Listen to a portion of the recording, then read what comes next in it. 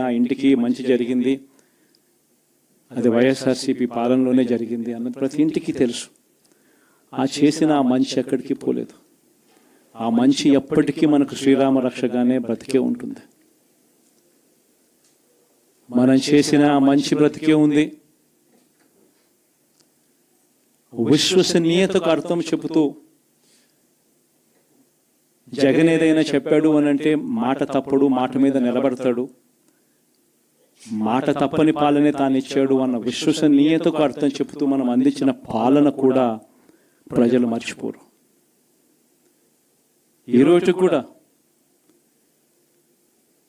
ఈరోజు ప్రతిపక్షంలో ఉన్నా కూడా నేను చెప్తా ఉన్నా, గర్వంగా కూడా చెప్తా ఉన్నా, ఈరోజు కూడా జగన్ అబద్ధాలు ఆడడు, జగన్ మోసం చేయడు. మళ్ళీ చంద్రబాబు చెప్పిన మాదిరిగానే అంతకన్నా ఎక్కువ అబద్ధాలు మనం చెప్పుంటే బాగుండేదేమో, ఆ 10% మనతోనే నిలిచి ఉండేవాళ్ళేమో, అలా చేసుంటే బాగుండేదేమో అని చెప్పి కూడా చాలామంది కనిపించవచ్చు కూడా. మరీ జగన్ ముక్కుసూటి మనిషి, మరీ జగన్ రాజకీయాలలో మరీ నిజాయితీగా ఉంటాడు, ఇంత నిజాయితీగా ఉండడం కరెక్ట్ కాదేమో అని. కానీ ఒకటి చెప్తా ఉన్నా, ఓడిపోయిన పర్వాలా, అధికారం కోసం అబద్ధాలు చెప్పడం, అధికారం కోసం మోసం చేయడం ధర్మం కాదనే, న్యాయం కాదనే జగన్ ఎప్పుడు నమ్ముతాడు. 2014లో కూడా ఇదే నమ్మాను. సాధ్యం కానిది సాధ్యం కాదు అని నేను చెప్పాను. చంద్రబాబు నాయుడు ఏమో వ్యవసాయ రుణాలు మాఫీ దగ్గర నుంచి అన్నీ కూడా చేస్తానని చెప్పి, ఆ తర్వాత మళ్ళీ 2019 వచ్చేసరికి చేయక ప్రజలు రెట్టించిన ఉత్సాహంతో మళ్ళీ మనల్ని తీసుకొచ్చారు. మళ్ళీ ఈరోజు కూడా అదే జరుగుతుంది. 2029 వచ్చే నాటికి వచ్చేసరికి చంద్రబాబు నాయుడు చెయ్యని హామీలను, మోసం చేసిన పరిస్థితులను ప్రజలు ఏ స్థాయిలో గుర్తుపెట్టుకుని మళ్ళీ మనల్ని ఆశీర్వదిస్తారు అని అంటే, చంద్రబాబు నాయుడుకు సింగిల్ డిజిట్లలోనే నెంబర్స్ వచ్చే పరిస్థితి కూడా ఆ రోజు కూడా దూరంగా లేదు. ఇది వాస్తవం. ఈరోజు మనం చేసిన మంచి ఎక్కడికి పోలేదు. మనం విశ్వసనీయతతో చేసిన రాజకీయాలు కూడా ఎక్కడికి పోలేదు. ప్రజలకు మళ్ళీ దగ్గరయ్యే కార్యక్రమాలు, ప్రజలకు తోడుగా ఉండే కార్యక్రమాలు, ప్రజల తరపున పోరాటం చేసే కార్యక్రమాలు కూడా జరుగుతాయి. అసెంబ్లీలో బహుశా మనం చేయగలిగింది తక్కువే ఉంటుంది. ఎందుకంటే మనకు వచ్చిన సంఖ్యాబలం కూడా చాలా తక్కువే. పైగా కౌరవ సామ్రాజ్యం లేకపోతా ఉన్నాం. ఏకంగా స్పీకర్ పదవికి తీసుకోబోయే వ్యక్తి ఎంత సిగ్గు లేకుండా సోషల్ మీడియాలో వైరల్ అవుతా ఉంది. వాళ్ళు మాట్లాడుతూ ఉన్న మాటలు. ఒకడంటాడు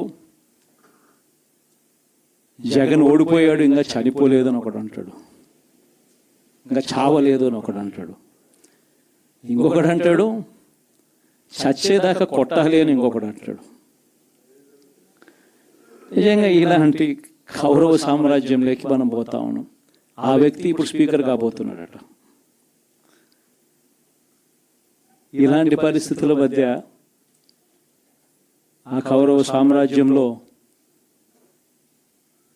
అసెంబ్లీలో ఏదో మనం చేయగలుగుతామని చెప్పి నాకైతే నమ్మకం లేదు. కానీ పాపాలు పండే కొద్దీ ప్రజలతో కలిసి ప్రజల మధ్య నిలబడి పోరాటం చేసే కార్యక్రమాలు అయితే రాబోయే రోజుల్లో ముమ్మరంగా స్పీడ్ అందుకుంటాయి.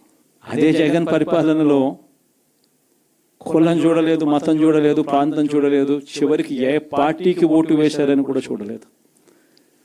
ప్రతి పథకాన్ని డోర్ డెలివరీ చేయించాడు జగన్, మన వైఎస్ఆర్ కాంగ్రెస్ పార్టీ. కానీ ఈరోజు కేవలం వాళ్ళ పార్టీకి ఓటు వేయలేదు అన్న ఒకే ఒక కారణంతో ఏకంగా మనుషులను కొడతా ఉన్నారంటే, ఆస్తులను ధ్వంసం చేస్తూ ఉన్నారు అంటే, ఓటు వేయని వారిని అవమానిస్తూ ఉన్నారు అనంటే, నిజంగా ప్రతి గ్రామంలోనూ ఇంత అన్యాయంగా వ్యవహరిస్తున్నారు అనంటే,